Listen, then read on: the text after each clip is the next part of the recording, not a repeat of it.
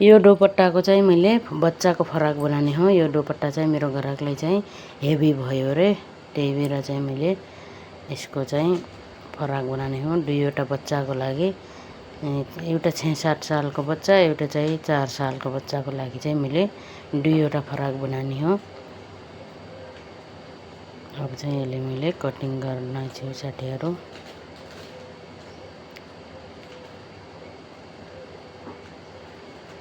मैले चाहिँ कटिङ गर्नलाई चाहिँ तयार गरिसकेको थिएँ पहिल्यै।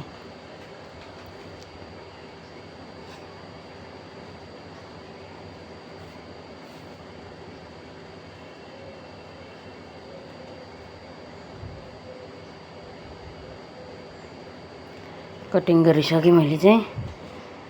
अब चाहिँ म सिलाउँदैछु साथीहरू।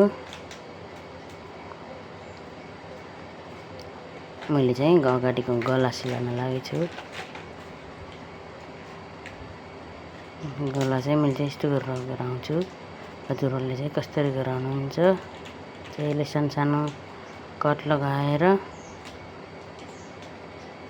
अब जो पछाडिको जो बचेको भाग थियो यो कपडालाई मैले काटेँ। त्यसपछि चाहिँ मैले तुरुपाई गर्ने हैन, यसले चाहिँ मैले मिसिनले सिलाउने हो।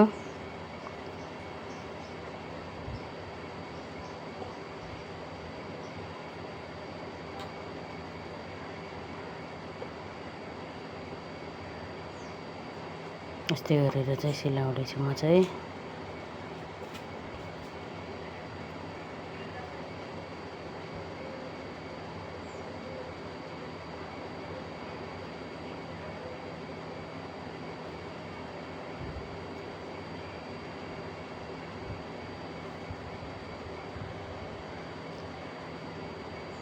मैले चाहिँ यसको गला तयार बनाइसकेँ साथीहरू। यस्तो भएको छ मेरो गला चाहिँ। अब चाहिँ मैले मुजा बनाउँदैछु।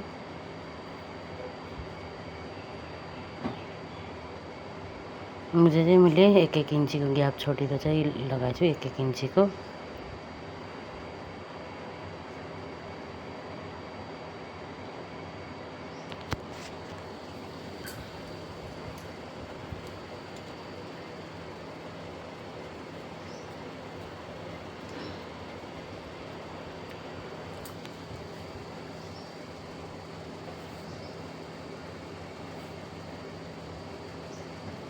मैले चाहिँ मुजा लगाइसक्न लागि साथीहरू।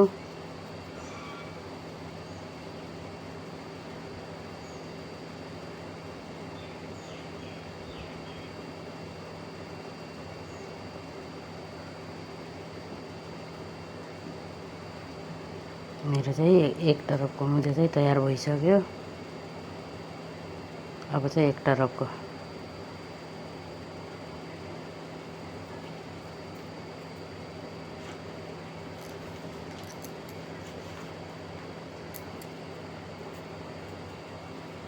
चाहिँ दुई तरफकै मुजा बनाइसकेँ साथीहरू।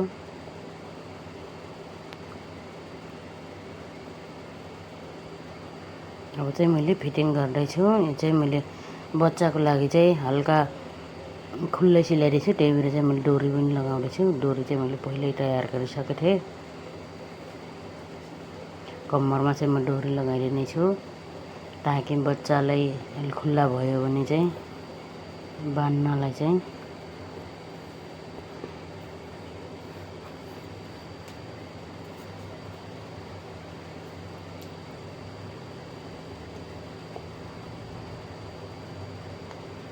चाहिँ दुईतिरकै गराइसकेँ साथीहरू। अब चाहिँ मैले बाहुला जोड्दैछु, बाहुला सिलाउँदैछु।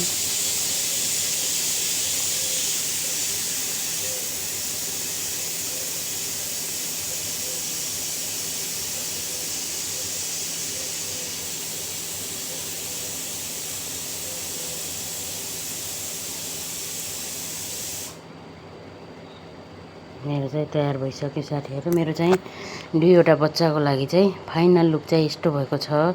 हजुरहरूले कस्तो लाग्यो, हजुरहरूले पनि यदि दुपट्टाको युज गर्नुहुन्न भने चाहिँ यस्तै फराक बनाउन सक्नुहुन्छ बच्चाको लागि। ठुलोको लागि पनि बन्छ, बच्चाको लागि चाहिँ बनाएँ मैले चाहिँ। धन्यवाद। भिडियो